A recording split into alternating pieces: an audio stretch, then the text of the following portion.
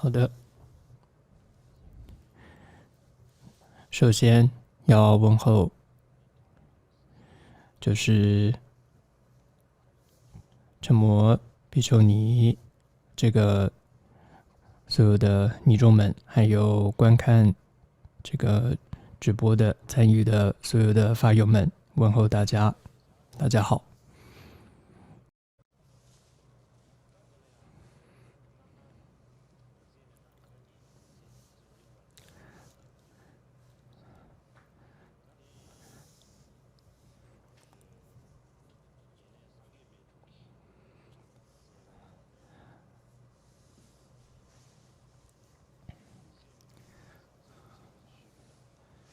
那么依照逝者桑杰巴珠的这个注解的科判，在讲到了实践上士道之法里面，分为动机发菩提心之法行动、观修两种菩提心，还有学修两种菩提心学处之法，有3个部分。那么这里我们讲到第3个学修两种菩提心学处之法，那这里面呢又分为7个部分，其中第一个是学修六波罗蜜之法，这个讲过了，然后这里面陆续有几个，一直到有得六神通而利他人之法等等，有这样7个。那我们现在讲到的是，那么第2个呢是学修静智自心之道。学修静智之道，那它的根本颂是什么呢？故而若自身恶性人在，便难调依我之人，为增所化有情心之集资进障，将修行之要归于集资进障己心。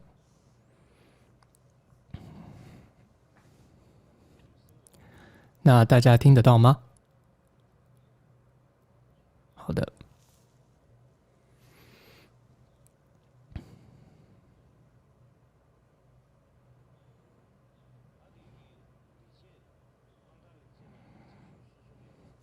所以33个颂文当中呢，那这里是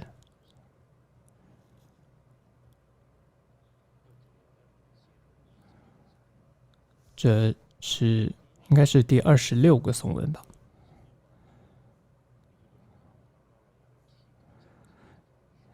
那之前已经讲过了，就是米智多杰的，上一次我们有讲过了，米智多杰他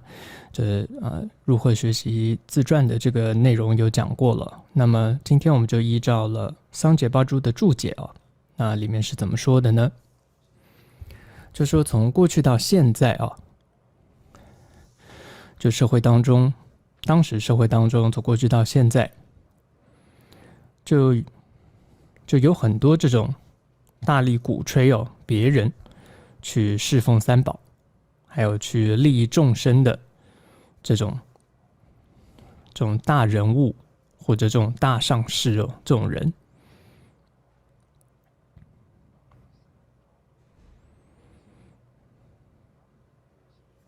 或者说这种大善之士，有很多这样的大善之士，这样的人。当然有很多是真的名副其实的这样的大善之士上师，但是有些呢并不是真的名副其实的，只是这样子鼓吹别人去那样去做的这样的人。所以那些不是真的名副其实那样去做的，就是去鼓吹别人去那样好像在利益众生去弘扬佛教的，鼓吹别人去做的这样的这些人呢，这些大人物大上师呢，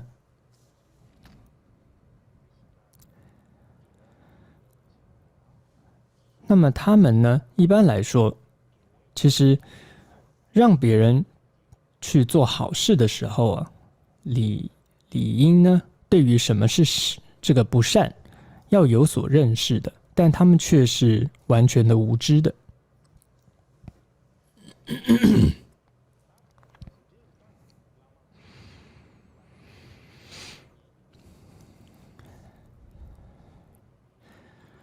所以可以说，这样子的徒有虚名的这样子的一些善知识，这样子的这些所谓的善知识，他们在一开始为他人开示所谓的实善，但是当他们自己得到了别人的这种恭敬啊，还有信仰，还有这种名声之后，他们却怎么样呢？他们却又让他们的这种弟子，或者他们却让别人呢去行持各种的不善。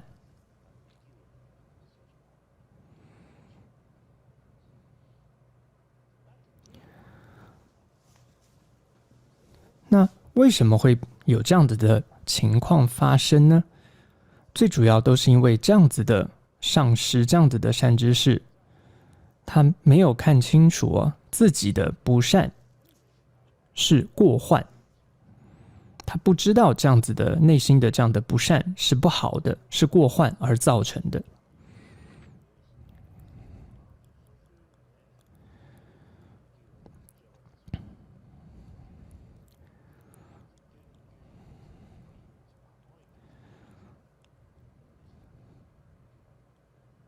由于呢，就是因为没有认识到自己的不善，所以才会让别人去造作不善。所以因此，那法王米支多杰呢，他是怎么样认为的呢？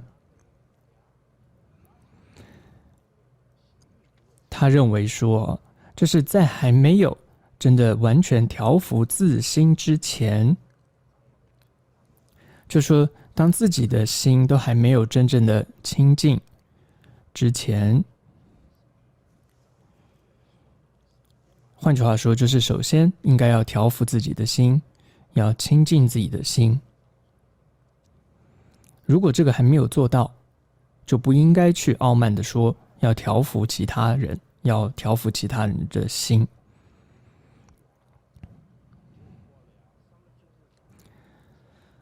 所以如果完全没有考虑到来世的安乐，只在乎今生这种可以说只是短视近利只在乎今生这种短暂的利益，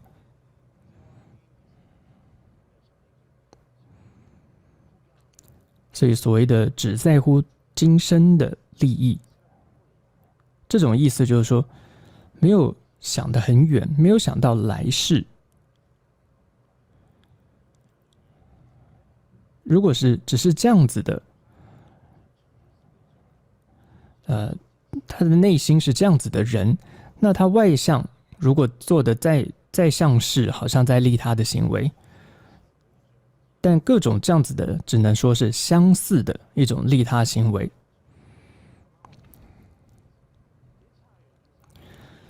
如果是这样子的话，他就像是麻风病人在教导这个金翅鸟法门是一样的，是徒劳无益的。那这在我们上一堂课有提到这个比喻。那当然现在这个已经很少这个麻风病了。那因为这个已经现在很少有这个麻风病已经大概都得到了这个已经有这个治疗了。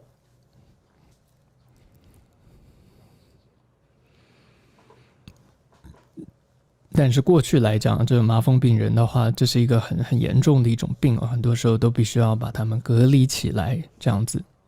那在过去可以说藏人的观念里面吧，或者说一种传统的说法就说会说为什么会得麻风病是因为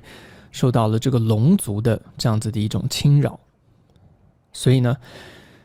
要对治龙族，降服龙族，就必须要依止这个金翅鸟的法门。所以如果修持这个金翅鸟的法门的话，就可以说这个降服这种麻风病，就是因为降服这个龙族嘛，就降服这个清净麻风病。但所以这里就比喻说，如果你自己都生了这样的病，你怎么可能还去生了这个麻风病，你还去教导别人这个能够消除麻风病的这个金翅鸟的法门？那这是根本一点说服力都没有的，这是根本是徒劳无益的一件事。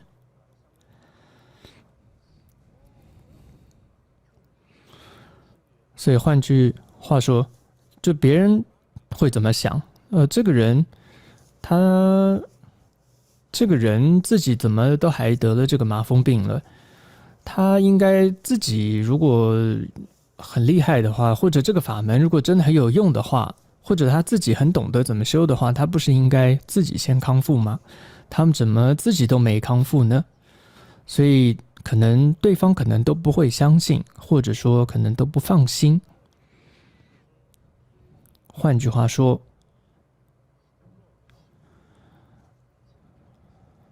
一个修行人，或者说一个人要说法的人，他内心如果不是真的有舍弃今生，或者说他还执着今生，他还只是考虑的在乎的只是今生的短暂的利益，没有完全考虑到来世，然后却还做着相似的利他的行为的话，那他其实他所做出来的行为其实没有办法真的利益到别人。所以就像是麻风病人教导金翅鸟法门是一样的，是徒劳无益的。所以换句话说，这里要做的比喻就是说，米居多杰认为，如果没有办法调伏自心的话，是不可能这真的利益到别人，或者说帮助别人调伏他的心的。所以真的要帮助到，或者说能够调伏到，或者说能够无量的调伏到无量众生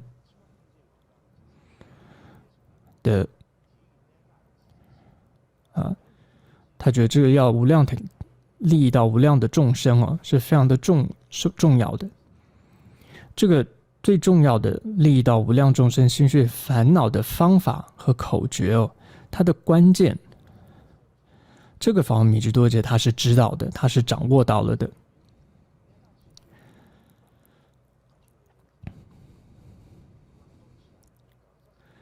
很多时候我们说修行你必须要抓到这个关键，这个必须要掌握，或者说你要告诉别人的时候，你要指引别人的时候，你就必须要告诉他这个关键是什么。因为你只要掌握到一个关键的时候，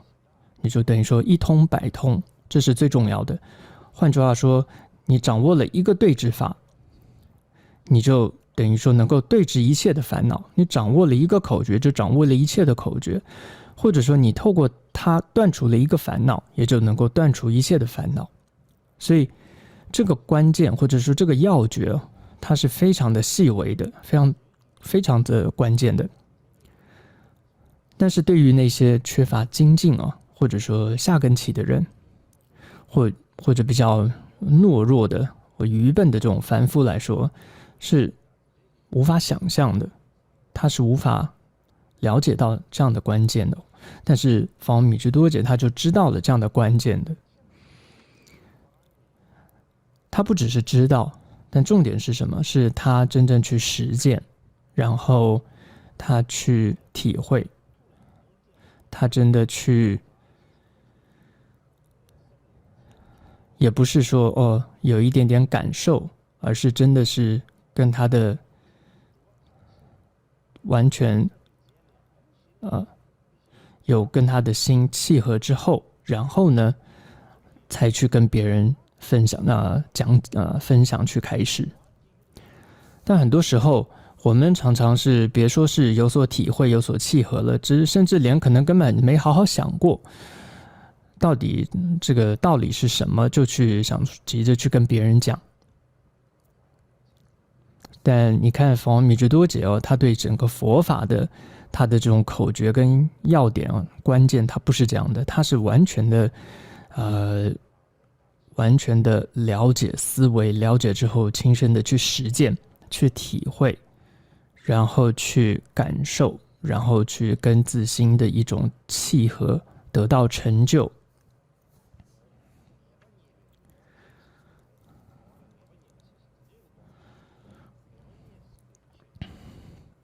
然后呢才去对别人做这个开示的。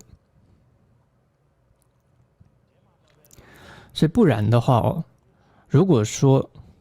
自己呢都不在自己的心绪上切实的实修佛法，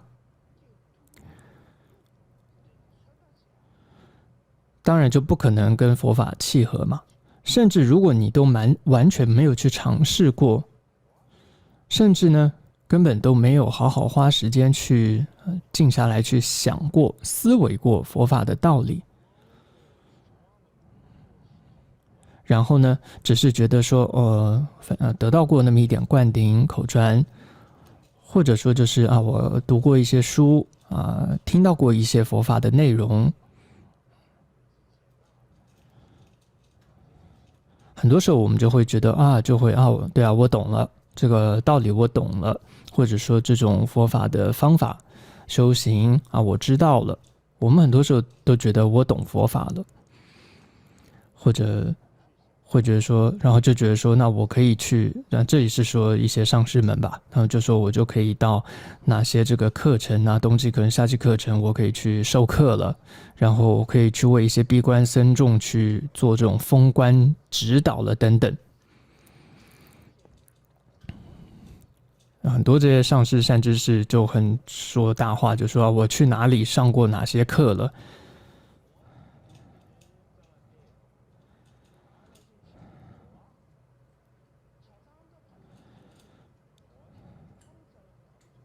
但事实上呢，根本对佛法根本没有任何一点的这个，别说契合了，根本可能对佛法的道理都没有真正很好的了解到。然后呢，这个只是懂一点点文字上，然后皮毛，然后就很这个夸大的说我懂这里面的道理。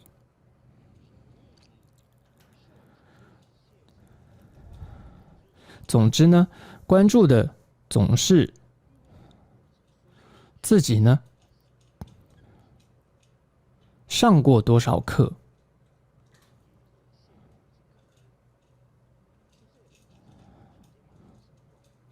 然后呢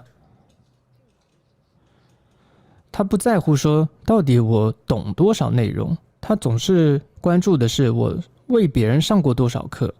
然后因此增加了多少学生我多增加了100个学生、1000个学生，然后或者增加了多少的财富或名声。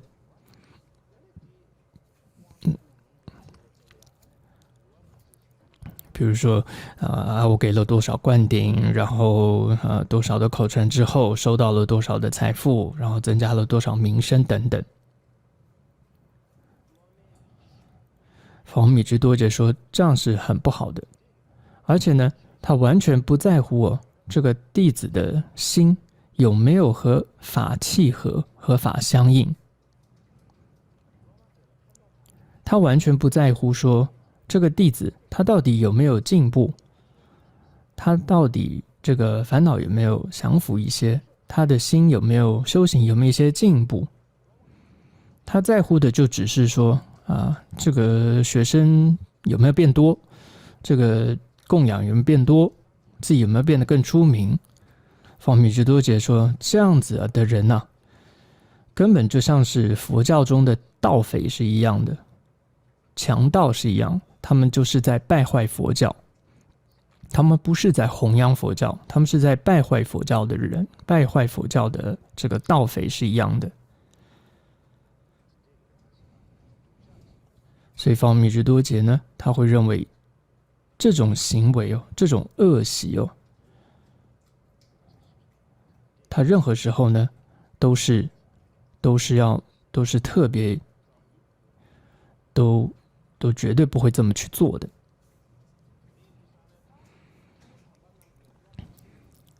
所以看到我们过去祖师大德在带领徒众的时候，也特别强调上面避免这种情况，要特别注意的就是说，这个弟子的心啊，有没有和法契合相应，这是特别注意的，这是最注重的，就是心有没有和佛法相应啊。尤其是达波噶举这些具的上师们啊，在教导有缘弟子们的这个教育上面啊，特别注重就是这一点。譬如说冈波巴大师，他曾经就有这么一句话哦，他就曾经说过，他说，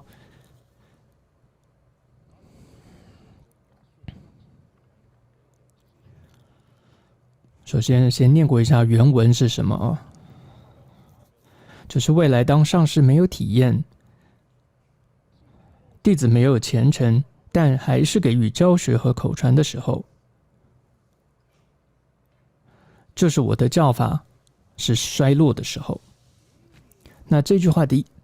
的意思是什么呢？大意是什么呢？就是说，就是在未来，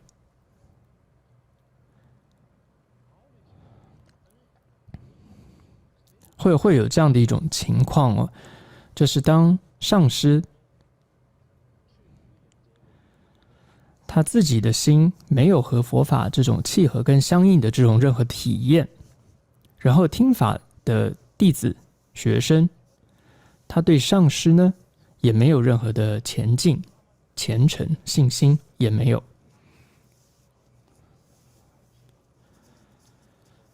所以就说上师他没有任何的觉受、体证，然后弟子也没有任何的虔诚信心。在这样的一个情况之下，但上师呢还是给予这种教学，给予这种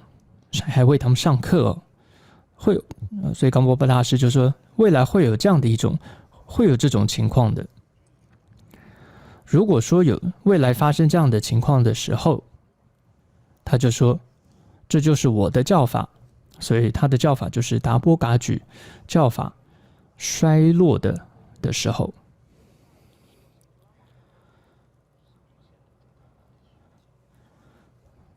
那他的相对来说，他的教法兴盛的时候，就是说上师有体验，然后弟子有虔诚，然后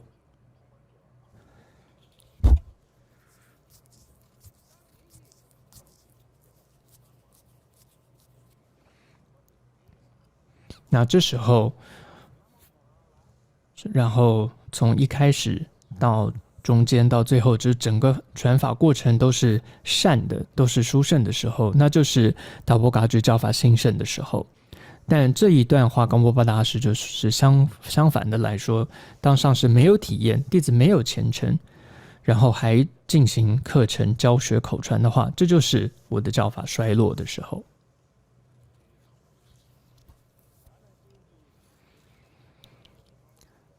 同样呢，在杜松前巴还有帕摩主巴师徒也这样子说过。同样在国仓巴师徒也曾经这样说过，他说自己没有实修、没有体会的法，一句也不要跟别人讲说。就是国仓巴还有他的养坤巴还有乌根巴等等，就他们师徒，他就说我自己没有修过，或者说我没有体会过的，没有经验过的任何的法，任何这些法我都没有跟别人讲说过。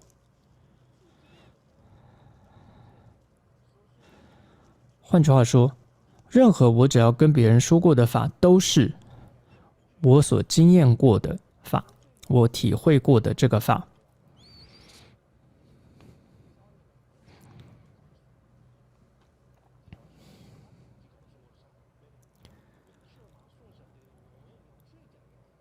所以换句话说，就是说我所说的法，全部都是这个活生生的有经验的这个法，所以他这一句说自己没有实修、没有体会的法，一句不是也不要，就是说也没有跟别人讲说过，不是不要跟别人，也没有跟别人讲说过，他说他自己。所以同样，法王米智多杰呢，也是一样啊，他自己就跟过去祖师一样啊，他也总是一再的提醒这个弟子们这些过去祖师、噶举祖师们的告诫，而且呢，都以这些祖师们所说的为典范。他也以他们的这些行持为典范。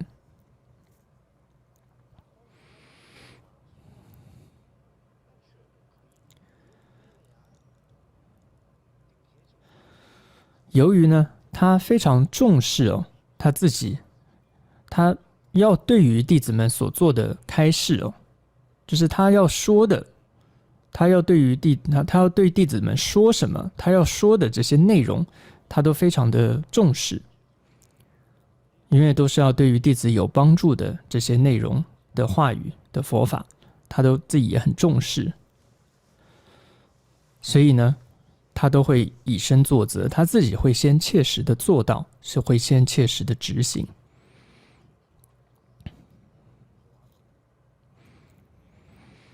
所以他也会试着去了解这个法的内容，去实践，去感受，去经验，去有所体会。因此呢，所以他身为米支多杰的弟子，真的是那些有福气的弟子们真的对于法王米支多杰所说的、所教导他们的每一句话的教言和开示，都感到非常的珍惜，就是因为法王米支多杰他自己就是这样子以身作则，因为他自己都非常的珍惜他自己所说的每一句话的每一个法，都那样子去真实的、切实的去做到，去实践、去执行。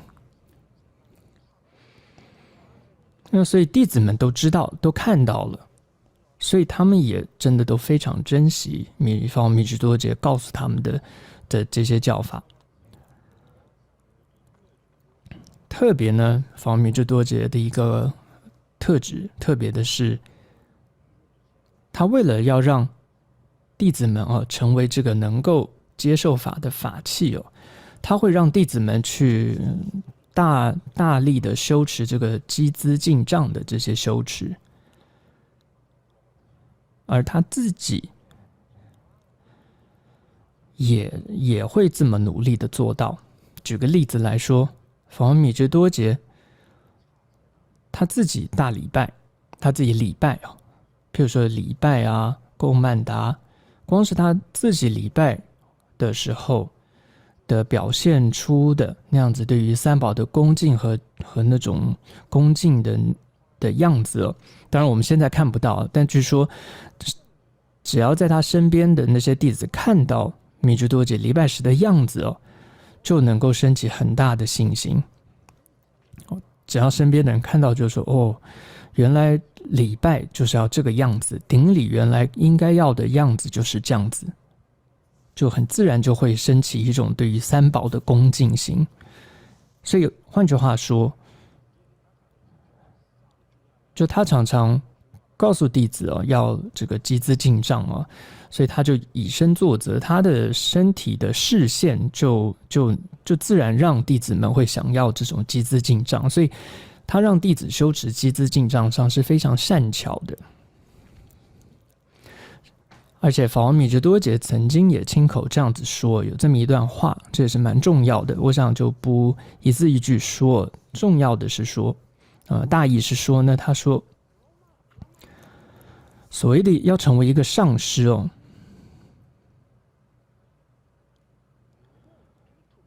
就是他要在意的是说，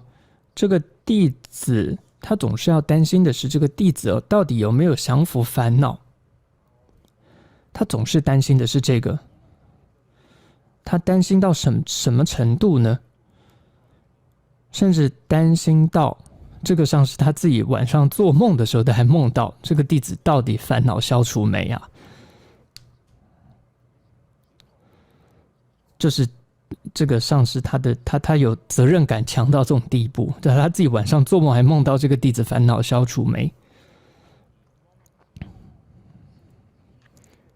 不然，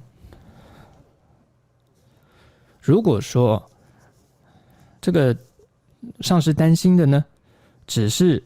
担心的是他今生的一些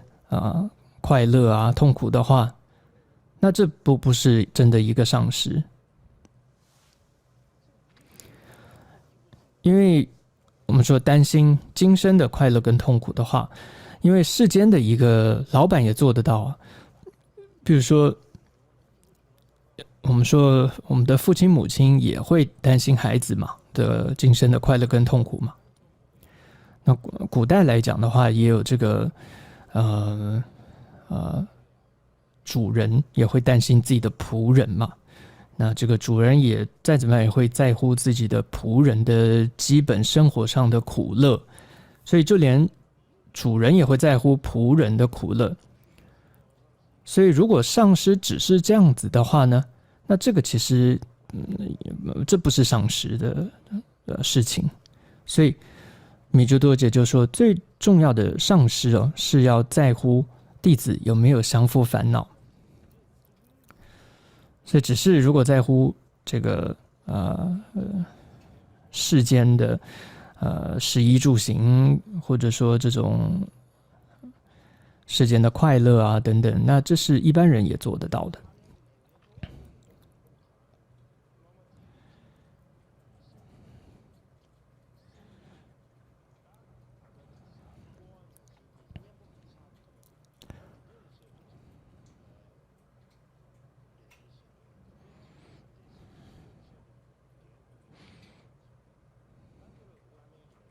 所以这个就是米珠多杰认为上师的责任是这样子。接着讲到弟子的责任，弟子必须是非常的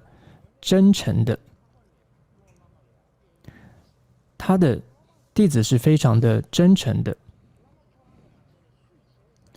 他有一种完全的一种对于上师的信服的，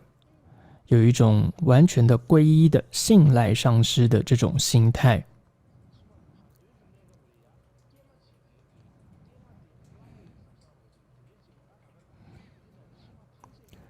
也就是说，不只是今生，甚至来生，生生世世，都是上师你都是我依赖的这个对象，要有这样子完全的一种幸福跟臣服，或者说信赖的皈依的这种心。所以说，如果没有这样子的这种完全的信赖的话，无论供养如须弥山高的供养，那也没用。或者这个弟子他一字不慎，就换句话说，就所有的三藏经典吧，所有三乘的教法都学过了，那也没什么用，这弟子也没什么了不起。如果没有那种虔诚的皈依的信赖的话，你供养再多，或者说学的跟上师学的法教再多，也这种弟子也没什么了不起。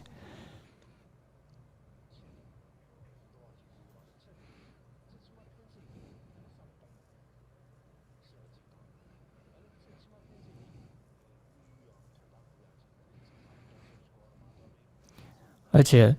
因为如果说全部只是为了成就今生的目的的话，那这个弟子呢，顶多得到的也就是这个人天善道而已。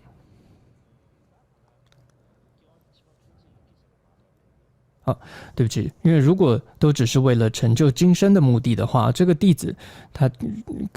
这个人天就不管是人天善道也好，或者说这个解脱的成佛的道，都是不可能得到的。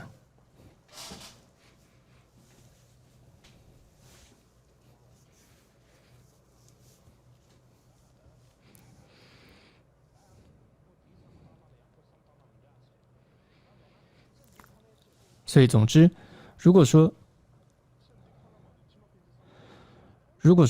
总是学佛只是为了今生成就今生的目的，然后完全不想来生的话，这个人天善道也好，或者说这个成佛解脱的道都是不可能得到的。总之，就像这个方米之多杰所说的，还有他自己一生看他所做的，他都尽力的看到他一生当中，他都努力去平息、去止息这个对于世间的各种的这些贪执，对于各种妙欲的贪执，而且他在生活中尽量避免各种放逸的行为，还有各种世间八法他都有警惕，然后避免这些八法扰乱自心。还有他都尽量保持这种自然不造作，然后不说谎言，还有各种的异端邪说等等总之他也非常的坦诚，非常这个可以说坦诚认错，当下忏悔。举个例子来说，他的这个性格是非常的坦诚直接的，在他的一些著作当中就有提到过，这当时藏地里面学说有互相的一些这些驳斥学说上，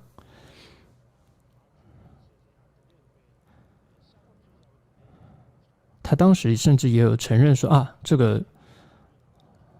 他甚至都写到说我的学说我错了。他说这样子写法看到也是蛮少，非常少的，大部分都是说我所写的是都是对的嘛，很少会承认说我自己写的是错的。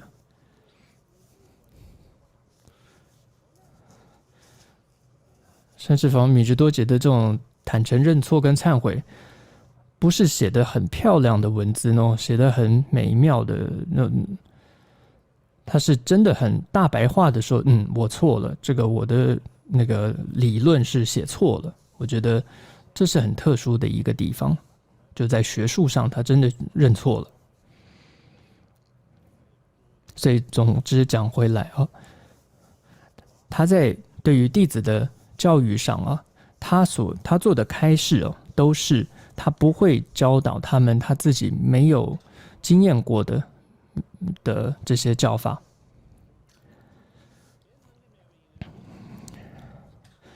不只是这样子，而且他也不会随便的给予少数人开示，他对于只是少数有缘人才会给予开示。所以有一些邪知邪见的人就会说他这位上师他对灌顶要求太高了，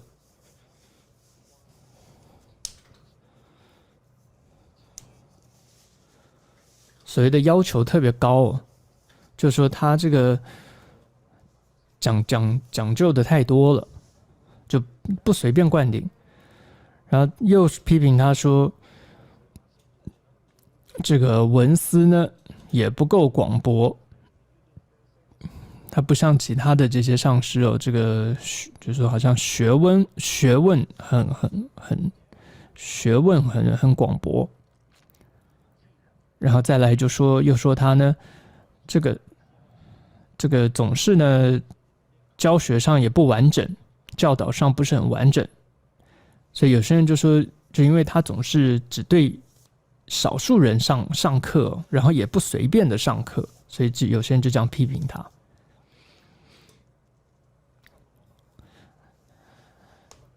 所以这里他的侍者桑吉巴珠就说这样批评的人很多，但是有福缘的人会认为说其实呢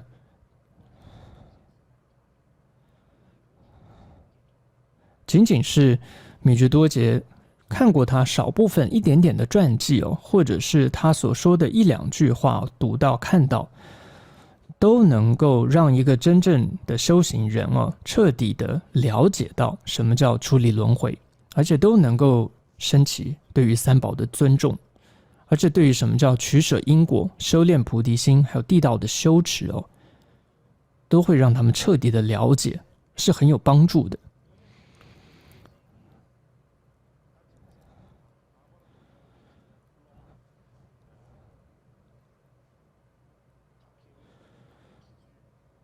所以可以说，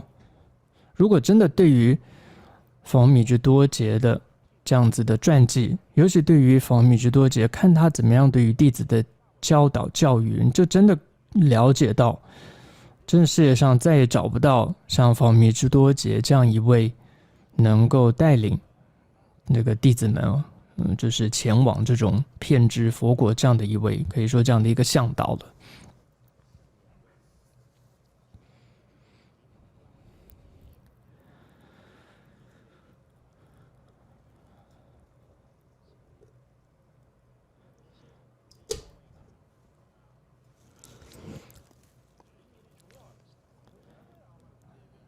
所以当然不是很多人这样子，不见得很多人都这样看得出来哦。但是的确有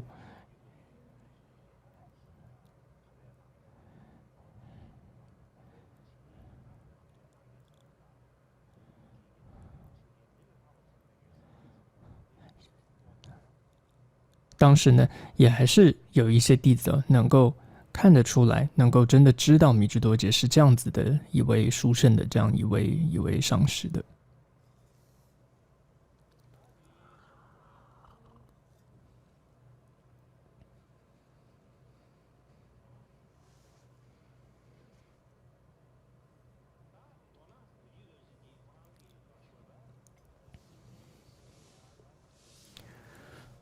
所以，总之呢，我们说他在佛米支多杰，他真的是发自内心的在，可以说在利益众生上，完全的利益众生的一些，怎么样可以看得出来呢？也就是我们可以看到，无论是他在佛法上还是他在任何这个财富上，因为总是有很多人来跟他求佛法还有跟他甚至讨财富很多的。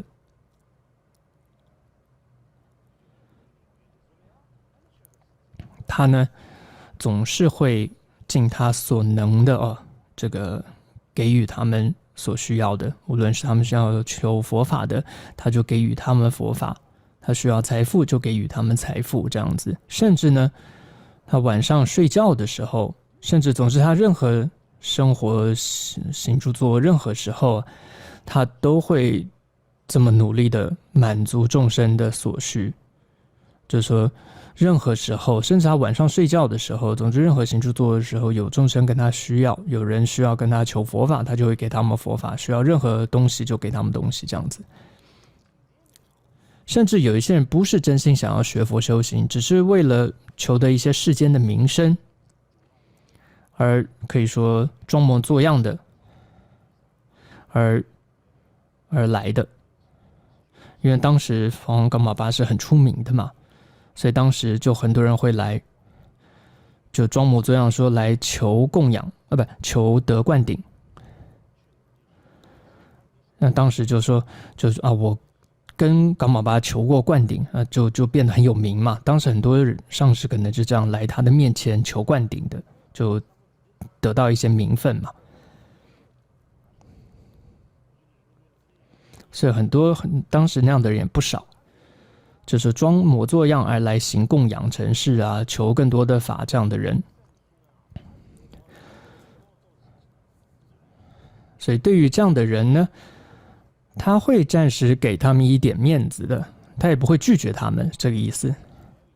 但因为他也知道这些人呢动机不是太好，所以呢，他也不会太把时间浪费在他们的身上，让自己和他人无法累积资粮这样浪费时间在他们身上所以因为这样反而让他们造作很大的恶业，因为这样障碍了自己和他人无法累积资粮所以对于这样的人呢，就是对于这些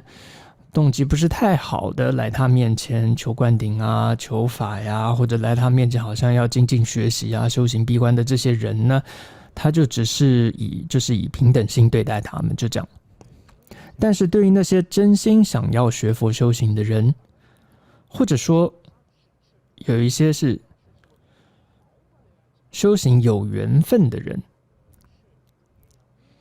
就是说现在不见得时间到了，但未来还可能就会有机会修行的人，就所谓有缘分的人，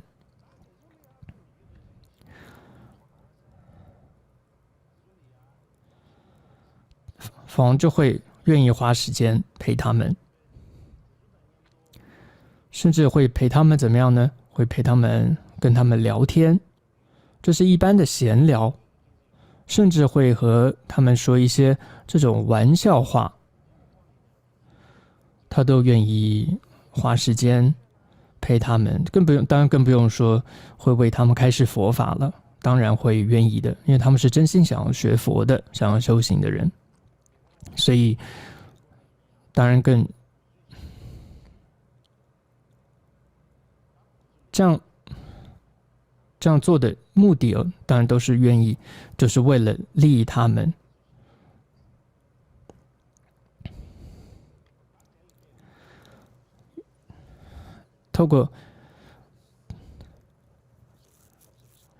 所以透过这一段叙述，你可以看到法王密支多杰是怎么样的一个人哦。他知道这个人他是有机会有缘分的，那他当然他会为他修行，他为他开示。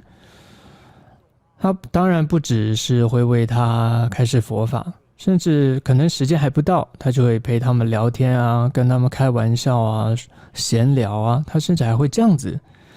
不见得说佛法他甚至会跟他们闲聊、聊天，说玩笑话。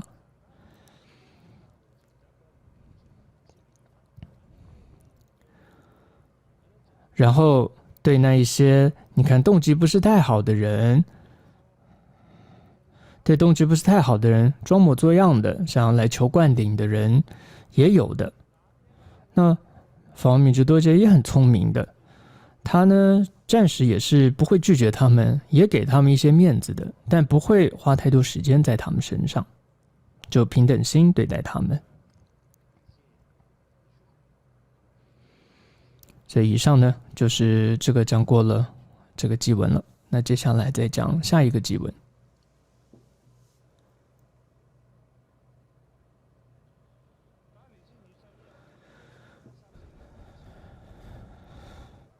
那这就是随学一切菩萨行仪之法，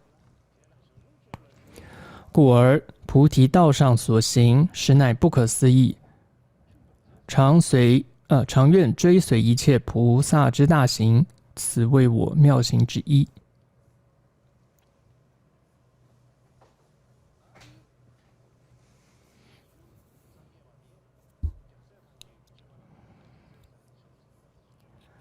那这里就意思就是要学习一切菩萨的这种行仪也就是各种菩萨的各种的行为，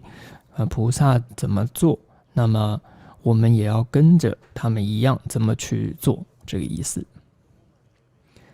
那首先我们看一下密支多杰他的教言当中的这个学习传记之教授这一部里面是怎么解释这个颂文的。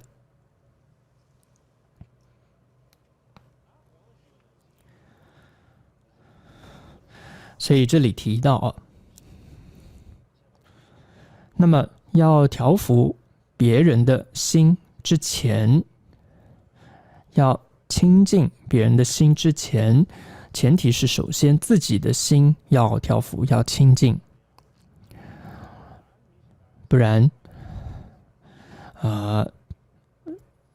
自己没有调伏好之前说要调伏别人那实在是太傲慢了。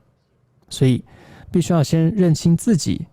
的过患是什么，对于自己的过患和功德都有了清楚的认识，然后呢尽力断除自己的过患，然后去增长成就自己的功德，这是很重要的。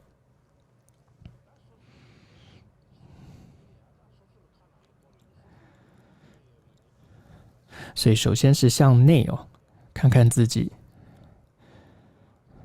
然后认识自己，然后断除自己的过患，然后同时看哪里不足，增长自己的功德，然后接着是向外。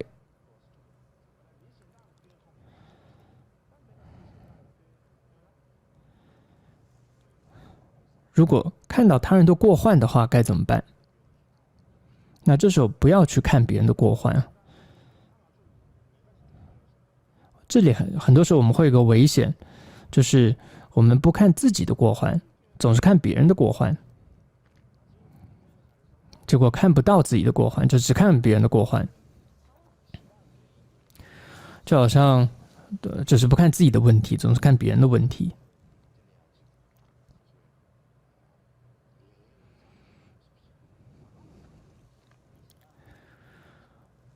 就是很多时候，结果问题总是别人的，就是总是觉得说跟自己没有任何的关系。所以接着这里方密之多节就提到说，很重要的一点就是看到别人的问题的时候，如果说总是觉得别人的是别人的问题，然后自己是对的话，别人是错的，自己是对的话，这样是不行的。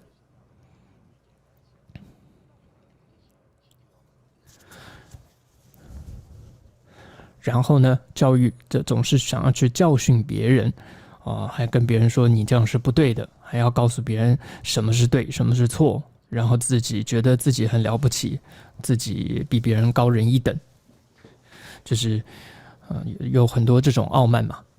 傲慢有很多种，这是一种，就是自己内心觉得是自己是对的这种傲慢，然后看到别人是错的，自己觉得是对的这种傲慢，然后还要想要去教训别人，告诉别人什么是对，什么是错的。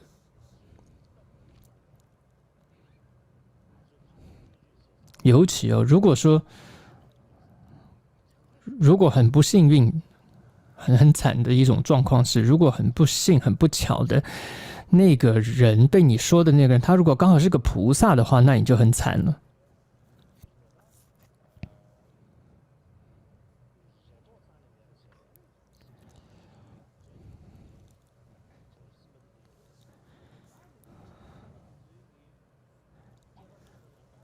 因为呢，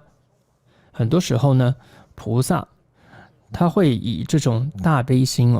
他总是毫不迟疑的在利益众生的。所以呢，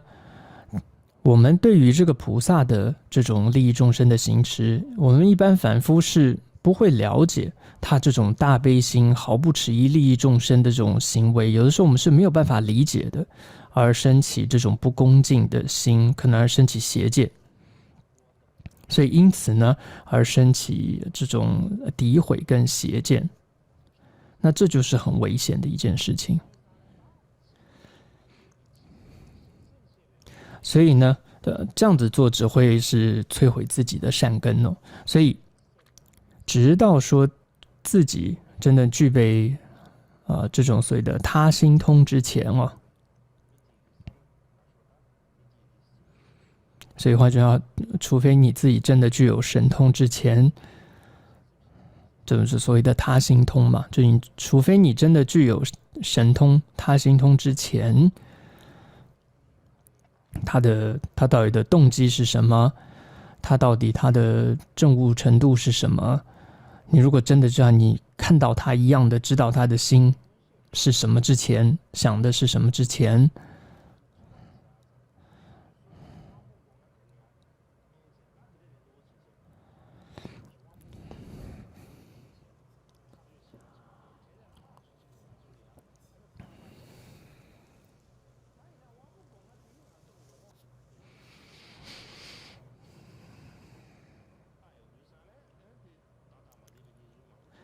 那很多时候我们都是说眼见为凭嘛，但是其实不见得你眼睛看到的就是真的。我们很多时候都被我们的眼睛、眼耳鼻舌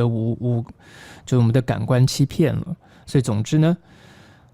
不要真的太相信我们的这个感官呢。很多时候不要太轻易的被我们的感官所太直接的、太快的下这个判断呢。马上看到就觉得说这个人是怎么样子，我们太容易做这个判断。请等一下。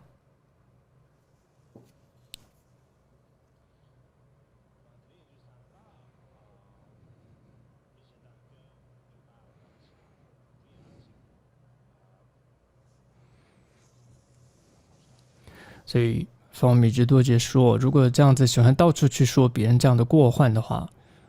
说别人的过错的话，这是不好的一件事情。所以要尽量去看别人的功德，看别人的好处。因为其实看别人的问题很容易，看自己的问题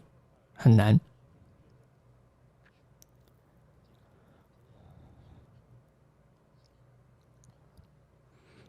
其实我们真的应该多花点时间去看自己的过错是什么。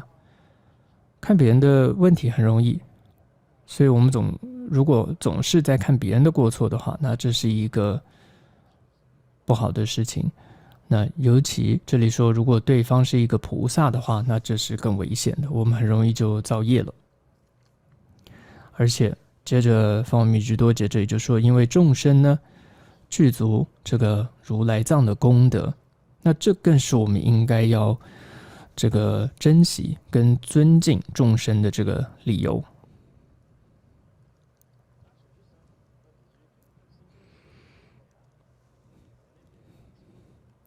前面我们是说一个菩萨，因为他是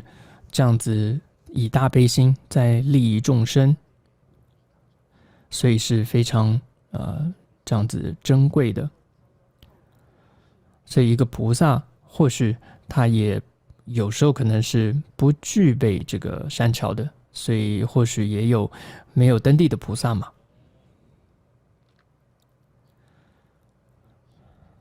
或许有的菩萨可能这个智慧也还不圆满，所以或许他还只是一个凡夫菩萨。当然菩萨也可能犯错嘛，但无论如何，就算他只是一个凡夫，但法王米居多杰也说，就算是一个凡夫，我们都还是应该要这个尊敬他，也不应该去看他的问题而批评他，因为无量的众生呢都具足了这个如来藏。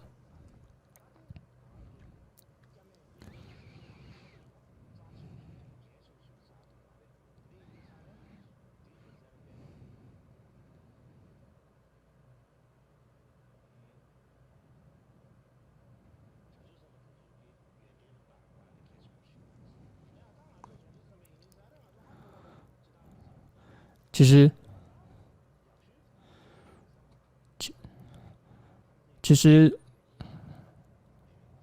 实无论说真的，我们根本分辨不出谁是不是菩萨嘛，所以最保险的方式就是反正尊敬每一个众生，这是最好的。另外百段教言集当中也有这么一段话，比如说世间上比如说世间上可能有一些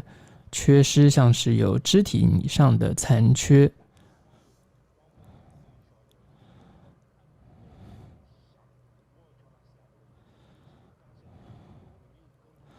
比如说我们就会说如果就直接说他你这是一个瞎子或者这样子说的话，这其实是一件很不礼貌，是一件很不好的事情。所以同样，或者说在佛法上的缺失，像是犯戒等等，同样的，这些呢也都不要去说。就百段教言集里面啊，这个法王米支多杰教言集里面呢，也这样提到这样一句话啊。接着呢，总之呢，法王米支多杰就说，总之呢，他人的过错一概都不要这样去想去说。那接着他说，如果见到他人的过失见到的话，该怎么办呢？就说哦，真的就是被见到，就真的看到了，那这时候该怎么办呢？哦，这时候就要怎么样呢？就要发愿，就发愿说，希望呢，其他人未来不要有这样的过失，就要发愿。同样也要发愿，自己未来不要见到这样的过失。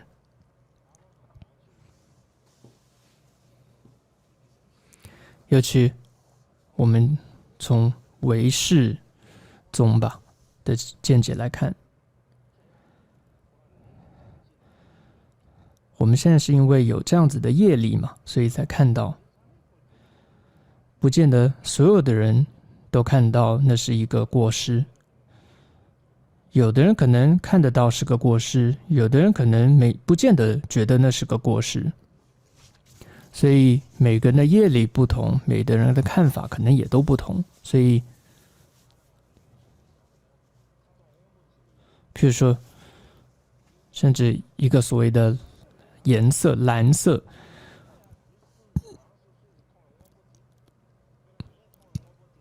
，100个人去看，可能每个人看的都不一样。当然这个就不需要做太多解释了。总之，因为每个人的习气还有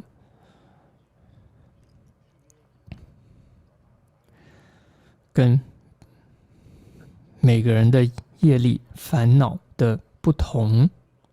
所以呢，见到的也都不同。所以因为我们会现在看到的是过失，那所以对于一个佛菩萨来说，可能他们断除了这样子的恶业，所以他们可能不会看到这样的过失。所以换句话说，我会看到过失，或许可能这就代表这是我的恶业，这是我的过失。所以这里要发愿说，希望其他人未来不要有这样的过失，自己未来不要见到这样的过失。所以总之呢，米支多杰继续说，要努力去做到什么？是去清净自心中最重的那个烦恼，这是最重要的。同时呢，学法的时候呢，他接着说，他说也要将这最重的烦恼跟上师说。换句话说，不要藏起来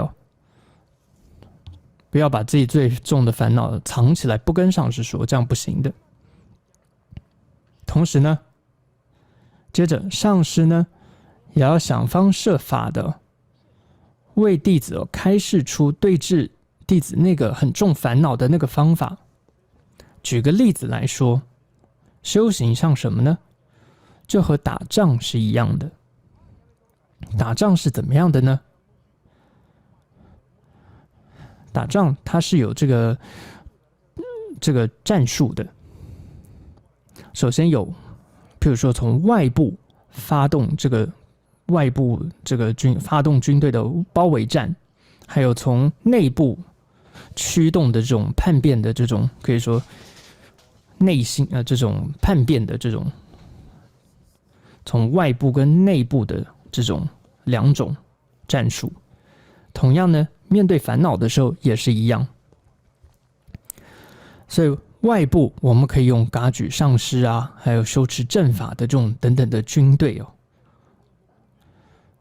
各种的对治法来对治。内部需要的是什么？我们就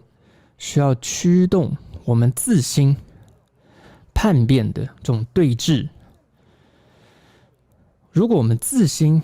不去做叛变，如果我们的内心还是非常的团结，跟烦恼非常的团结的话，你永远没有办法消除你的烦恼。你不觉得你的烦恼是不好的话，你永远没有办法真的是打败你的烦恼。所以你要真的从内心去做叛变。所以自心需要具备这种叛变的对峙啊、决心、虔诚、精进等等的力量啊，才让法在心中升起，是很重要的。那同样在这里面，百段教义中又说，有些人会说哦，就升起一个疑惑，就说。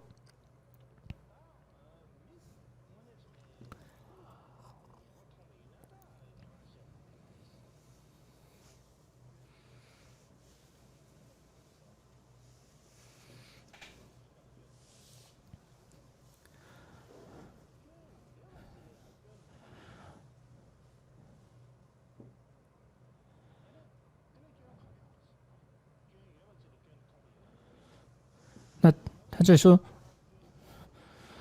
如果说的确，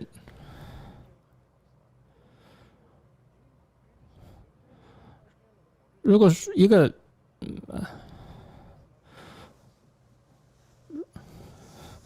如果说一个没有错的人啊，你把他说成有错，那当然，这是有恶业的。但是如果说一个有错的人说他有错，那这样为什么不？这有哪里不对呢？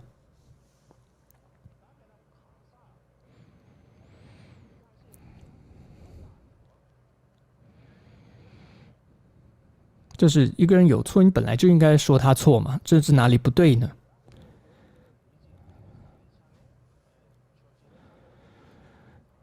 那的确啊，我们说一个人从他做错事、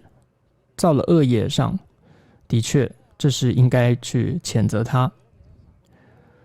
但是他也有造了一些善业的，但是所以我们要将这个人跟他的事要分开的。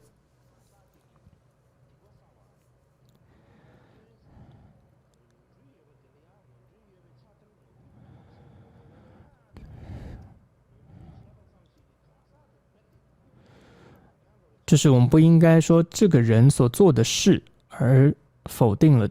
这个人。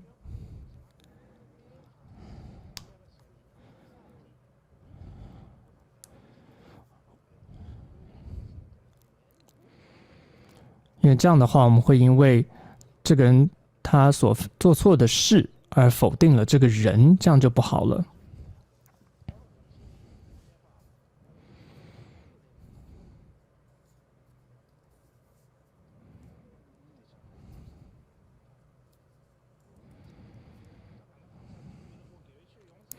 就换句话说，这是因为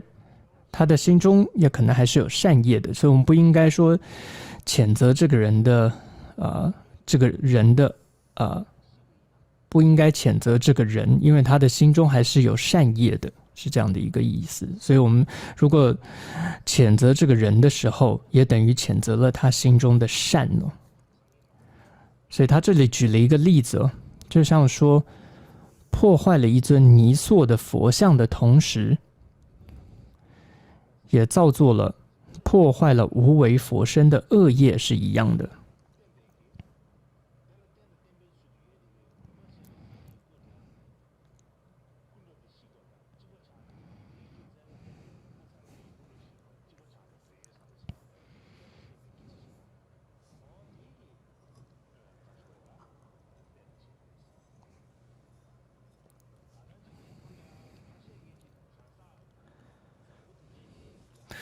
总之呢，世间上呢有的一些好人呢，还有的情况，总之是世界上的一些好人哦，他们却做出极大的恶行，为众生带来了利益和快乐。然后还有一种情况是世间上有恶人，但却做出很大的善行，然后却彻底毁灭了佛教。所以真的世间上的善恶哦，你不要太轻易的做出判断。所以就像前面我们说，你没有办法判断谁是菩萨，所以尤其不要太容易升起这种嗔恨心哦，去做这种判断。所以像入定不定应经哦，经义中就有提到这么一句话哦，他说妙吉祥啊，假使有人以嗔恶心哦，挑出十方一切事件有情眼目哦，若复有人以嗔恶心于菩萨所不欲眼视，背之而去，其罪重彼无量无数。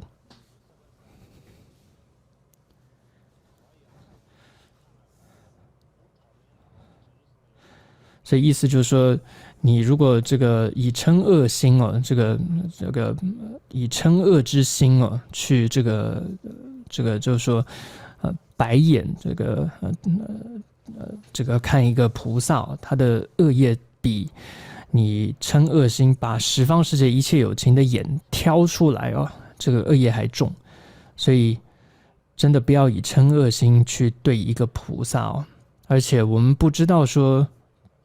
虫蚁当中会不会都有这个大乘菩萨？所以真的是不要去看众生的过错，真的要以平等心对待一切的众生。还有格西尼乌索巴有一句话，我觉得应该放在心上。他说呢，这意思大意说一下哦。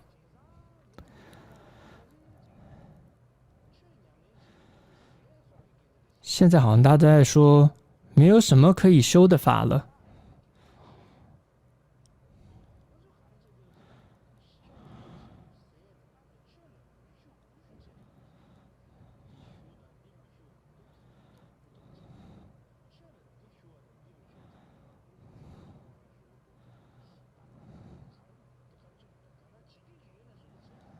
然后呢，反正什么法都在修吧，大概是这个意思。然后就是到处都拼命在求这个法，求那个法。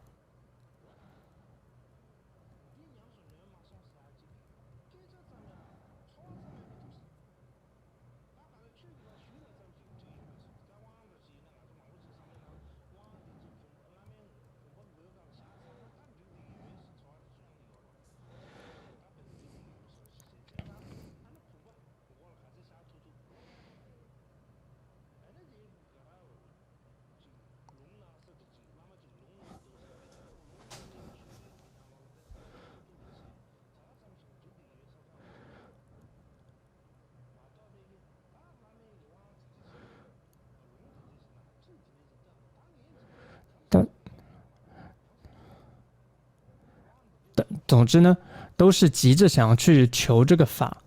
但是都没有是真的很珍惜这个法，说我想要好好的去修这个法的人，并没有，都是拼了命想要到处去求这个法。然后每个人的口中说的都是啊，皈依三宝啊，皈依三宝，但是真正他们的感受上是什么呢？但是没有一个是不毁谤上师的。换句话说，每一个嘴上都在毁谤他们的上师，他们的阿舍里都在毁谤僧伽。所以他就说，这个格西就说，光是他们的这个嘴巴哦，就可以把他们带到地狱里面去了。所以他就说，所以如果有人可怜我的话，最好是把这个嘴巴给锁起来，然后这个钥匙给别人保管。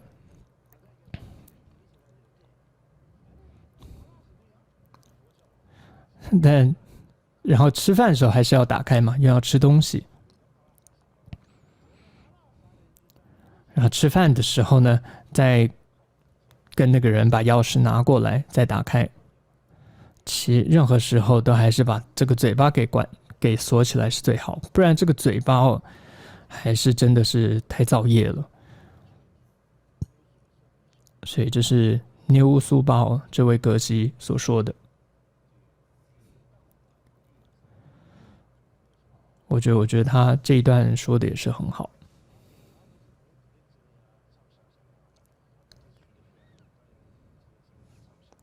好，我想今天先讲到这里。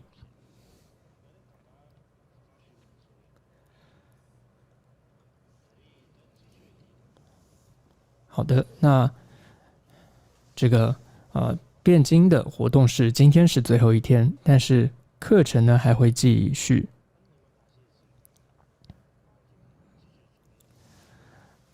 所以辩经的活动呢，今天最后一天，但课程会休息几天，因为辩经结束，尼众们还要花几天的时间回到各自的寺院啊，所以课程会休息几天，到13号才会再开始，4月13再恢复课程。那上课的时间也会这个改变一下，会提早一点，之后会再公布。所以总之这一次呢，我们会课程会把它讲完，这样才会比较放心一点。好的。